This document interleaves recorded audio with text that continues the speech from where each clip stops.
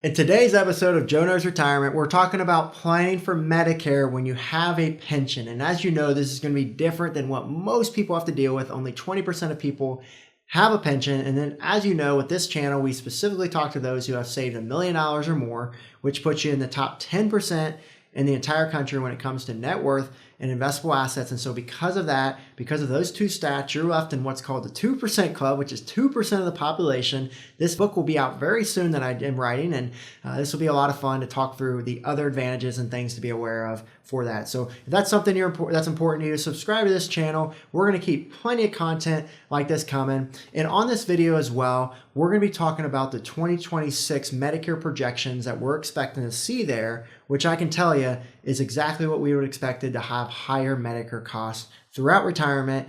But more importantly today, we're going to be talking about how to plan for this and how to make sure that you can save your money, not overpay in taxes, not overpay in Medicare costs throughout retirement. And that's why I also wrote a book called I Hate Taxes, which is all about this concept of how do you pay your fair share and utilize strategies that are in the rule book to maximize your retirement. Joe knows taxes. Joe knows the market. Joe knows Social Security. Joe knows income planning. Joe knows pickleball? No. This is Joe Knows Retirement.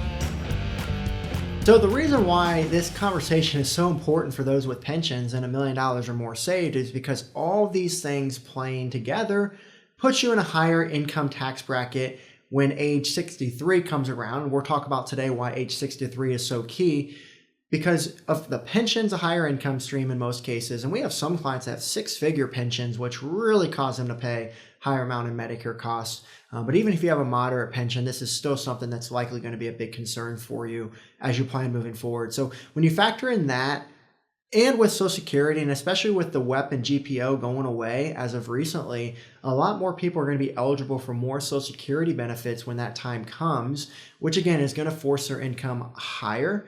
And then also when you add in investment withdrawals, most of the clients we work with when they first come to us have all their money or most of their money in tax deferred vehicles, IRAs, 401ks, 403bs, TSP, 457 accounts we see very, very often. And so with all of that, they're going to be forced to pay taxes when they take that money out from their investments. And that's either whenever they do decide to take it out or when they're forced to take money out. And that's going to be a big concern for a lot of people when it comes to age 73 or 75, depending on when they're born, because now they're going to have to withdraw about 4% out from their investments. And then that withdrawal percentage goes up as they get older. But in most cases, what we see is their investments also go up, leading to what we call retirement tax time bomb. You've probably heard some people talk about that before, and this can cause you to paying a lot of money in taxes, and what we're talking about today, a lot of money in Medicare premiums over your lifetime. But if you plan properly, there's some key things that we can do to get ahead of this.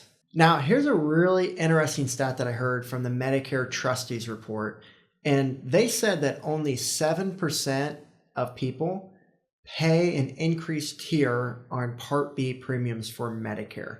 And I believe that. I believe that very much so. And I always say it all the time too, because only about half of people out there, you can look this up, only about half of people actually pay taxes in retirement. Most people are under the standard deduction. Their Social Security is under the provisional income limits that don't allow them to have to pay taxes on their income in retirement. You know, most people with pensions aren't going to have to worry about that. But again, because you have a pension, you're in a different spot. And remember the 2% club concept we talked about at the beginning of the video. So this is something that you can't just say, I don't want to worry about it. This is a real problem for a lot of the people that we work with that can cause more in Medicare premiums over time. But we can prevent that and save on thousands of dollars as time goes. So just want to really, understand that your situation's different and that this planning is very important. Now let's really dive into this whole concept of Medicare premiums with your Part B, and also understand your Part D will be based on your income as well. That's a much smaller amount right now, so we're not going to worry about that as much in the video here today, but just know that is based on your income. Your supplemental plans, your advantage plans that you may potentially look to take, those are not based on your income. So you're not going to have to worry about any increases on that part. Obviously for Part A Medicare, obviously that's something you've paid for all your life, and now it's free. And obviously it's not free, you paid for it, and now it's like saying you paid off your home and now it's free. That doesn't really work that way, but that's how Medicare works and all. So with this Part B premium, it's going to be based on your age 63 income. So this is something a lot of people maybe misunderstand or aren't aware of. And we've seen a lot of people shocked by this when 65 comes around, because they have to pay an increased Medicare premium, but they say my income's lower in 65. Why do I have to do this? And the reason why is because they look back 2 years of what your income was. And so that's a really key point here. And I'll show up on a screen here to show how the tiers work for Part B premiums here. So as you can see, that first tier is pretty hefty. So it's around, if you're married, filing jointly, it's around $200,000 that you can have your MAGI, your modified adjusted gross income, up to, and still be within that first tier. And that's why only 7% of people are worried about this, because only 7% of people have over $200,000 who are age 65 or older. And so that's ultimately the consideration to be aware of. And now your MAGI, your modified adjusted gross income, many of you probably are familiar with your adjusted gross income. So all your MAGI is typically that, in addition to tax exempt interest, which not a lot of people have nowadays, with tax rates being lower. But just understand that's going to be a plane of the majority of the income that you have to decide where you're going to be at on this chart. Now, the key point that I want to point out is, obviously, as you see on the chart there, it's $185 a month for Medicare premiums for 2025, so for this year. But obviously we know 2026 is right around the corner. And what is something that we know about Medicare premiums historically? Has Medicare premiums every year have increased on average by 7%, which is much more than what the inflationary rate has been during this time. And why is that? Well, as you know, Medicare is in trouble, along with Social Security, knowing our country's in so much debt right now, knowing that there's all these baby boomers who have either reached 65 or will be by the end of 2030. And so because of that, there's going to be an influx into the system. There's going to be high demand, and there's not going to be as much money going into it. So they're going to have to find more revenue. And so a lot of people think, well, they'll just raise taxes to come up with that revenue. That's one way they can raise revenues to cover the debt and the unfunded liabilities we have right now. What people forget is they can do so by stealth taxes. They can do so by raising Medicare premiums. They can do so by not giving you as much cost of living adjustment in your Social Security. They can change the rules on these platforms as well. And that's all going to impact retirees on these platforms to not be able to have as much or have to pay more for that. So it's just how it works. We talk about this a lot when it comes to state taxes. We work with clients all across the country. And so we have to be very aware of what are state taxes in certain states, but especially if we move states, what do we need to be aware of there? And even though they may not have an income tax in some states, what are their property taxes? What are their property values? What are their sales tax? You have to really see what the whole picture is, because they have to get their revenue one way or another. And so with Medicare, I've seen projections that they expect it to be 6% on average moving forward.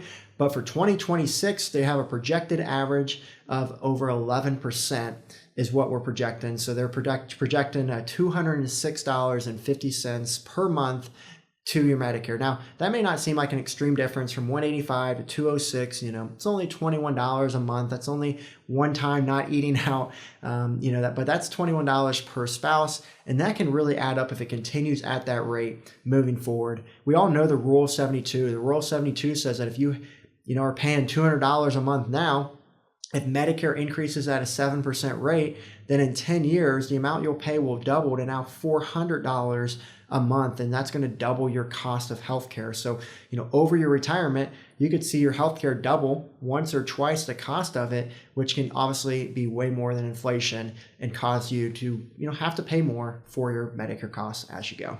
And this is something that, healthcare costs in general, for those who are going to be 65 or older, are going to be very intense, everywhere you look. And so Fidelity's actually done a study on this that says that the average cost for healthcare in retirement is going to be about $172,000 on average. That's a 4% increase in what they expected even last year. And so many people expect that to rise. Now, that's per spouse. So that could be up to $350,000 that you're going to need to have for out-of-pocket expenses to pay for Medicare, for anything that may come up that's not maybe covered by Medicare. And again, understand that's not including long-term care costs, which many project could be anywhere from 100 to 300,000 probably typically on average, knowing that the average care for a facility for nursing homes are around 100,000 or more. But if you have someone come home and take care of you at home, it could be about half that cost at this point. And the average stay for most people is around 3 years, depending on if you're male or female. But that based on that can be a really high expense that you're having to afford to pay for in addition to these Medicare costs. And if it keeps rising, you can see the total costs continue to rise, which means that we have to plan in other areas to know where we're going to get the money to pay for this. Now, a key thing to understand with these IRMAA premiums, that we have to be really worried about for Part B premiums for Medicare, is that if you are $1 over the chart that I showed earlier, then you have to pay that increased cost. And this is something we actually saw happen before. We were talking to someone about potentially working with us, and one of the biggest pain points they had is that their advisor never paid attention to this, and they forced themselves, their income, to be $1 over a Medicare tier, where they now had to pay almost $1,000 more for that year for them and also their spouse. So a $2,000 basically mistake is what that looked like for them. And they were not happy because basically their thought was like, hey, they missed this. What else are they missing? And so for a lot of times when we're planning for clients, if they are 63 or older, maybe we're looking at things like taking out income up to those tiers so we can maximize those tiers and not have to pay more, then we want to be really aware of what is that overall cost, what's that over amount we can do to take out before we hit that, to really take, it's kind of like leaving money on the table, to make sure we don't leave any money on the table and get the most out of what we can do for those sections. And so we really run a lot of calculations to see, hey, maybe we do have to go 1 or 2 tiers into the Medicare and pay more now, but what about the lifetime impact that can bring if we can bring our income lower than the first tier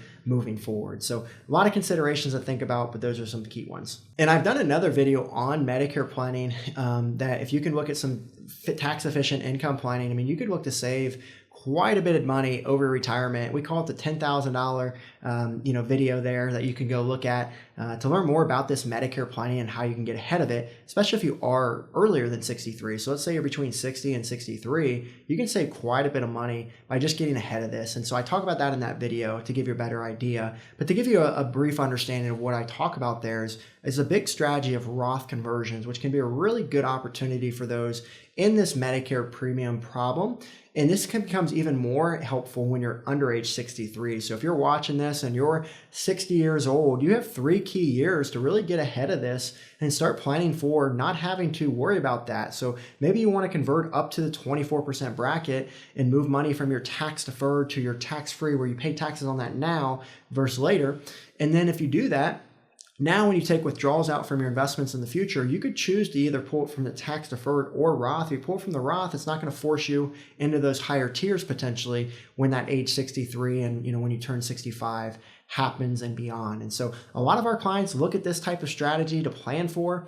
Even if they are 63 or older, we still see some advantage with this strategy. And again, it comes to the concept I just mentioned, where maybe you blitz the tiers for 1 or 2 or 3 or 4, or however many years makes sense for you, to have lifelong lower premiums moving forward. Because remember, if you blitz a tier, it only is that change for 1 year. It's not for your lifetime. They recalculate it each year. So when you're 66, they base it off your 64 income. When you're 67, they base it off your 65 income. So that's how that works with the calculation. And we talked about this earlier when it comes to the required minimum distribution planning for this as well, is why Roth conversions could be advantageous, because now you're having more of a balance between the buckets. Instead of everything in tax deferred, you now have more of a balance. So your requirement, the minimum distribution at 73 or 75 won't be as extreme, which could cause you to be in the lower tiers of Medicare or even not in the tiers at all. And so a lot of our clients really fight that. When we build tax plans for our clients, we want to really project out, what do we expect their situation to look like when they're 63 and older, and what is their future projected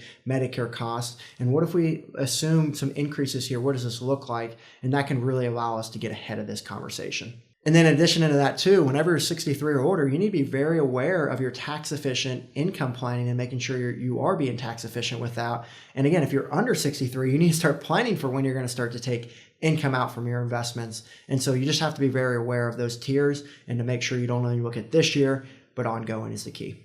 And then another consideration that we look at with a lot of our clients is the IRMAA appeal. And this is something that we are actually 100% successful with right now. That is not a guarantee. That is not saying if you will do this, you'll get that success. I'm just saying we know when to look for it. We know when the opportunity rises, and our clients love to celebrate when they get acknowledged and told that, hey, you don't have to worry about paying an increased few $1,000s or whatever that price may be for that increased Medicare premium for that year. So there's a whole list of things here that if you are eligible for, then you do not have to pay for the increased Medicare cost if you get that waived and you get that approved. And so I'll put those up on here on the screen so you know what those are and then what opportunities you could have to file that form. And that form is called an SSA 44. So if you look it online, it's something we help all of our clients fill out, make sure it's submitted and see what the results are, but can be a really good thing to look at to save you quite a bit of money on Medicare premiums. And this is a one-time thing that you can do, but make sure you look at it if any of those things apply to you. And one of the biggest life-changing events that we see is that work stoppage or work reduction when it comes to retirement. And so a lot of people are right in that range if that's happening to them, if they're still working at that point. And so get your money while you can.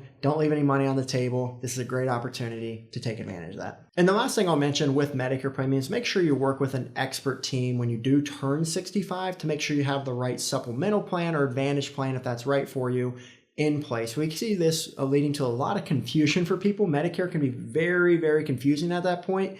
And you will have likely 100 people reach out to you. And if any of you are 65 or older, put in the comments how many times people reach out to you about this topic to get your insurance plan in place for that beyond your Part A, Part B premiums there. And so based on that, we want to make sure you work with an expert. Understand that if you work with an expert, if you're a DIY investor, if you want to go do this on your own versus working with an expert, you will likely pay the same cost if you just go through Medicare.gov. And so a lot of people really value from working with an expert who does it every day that can educate them on their options. And this is something we do for our clients to ensure that we can educate them on the differences between an advantage plan and a supplemental plan so they can make the most educated decision for them. And obviously the advantage plan sounds really, really attractive for most people because it's no cost, it's free, and that could work for some people. I don't ever want to discount and say that's something you shouldn't look at, but most of our clients, many of our clients, I better say, look at more of the supplemental type of plans. And because of that is because, it's going to be maybe a little more costly up front, but can maybe save some money as time goes on. And also you want to make sure you're aware that this is something that you can change each year moving forward when open enrollment season comes. And so you want to make sure you're evaluating your options and making sure that you're paying the best cost for healthcare as the plan option could change based on the company that you're working with. And so that's something, again, you want to work with an expert that's notifying you, hey, we can find you a better deal. Let's switch and save you some money. And so those are really key things. But, again, most people do one of those plans. You don't want to just go without typically because you could have really risking yourself and having a whole big hole in the boat if you're not covered on those instances. And as we always say, healthcare is a big expense in retirement, so you want to make sure you're planning for that. So hopefully this video was helpful for you here today. Put in the comments what you liked about it, what other questions you have on this topic. We try to address as many of those questions as we can to make sure that you're getting the right information and that you're confident with your retirement planning moving forward. So with that being said, that's all I've got in today's episode of Joe Knows Retirement. And if you're looking for more information on this, go ahead and subscribe to our channel. We keep content like this coming all the time for those with pensions and $1 million plus saved in the 2% club. And we're going to make sure that we can give you the most value we can on this channel. So have a great rest of your day.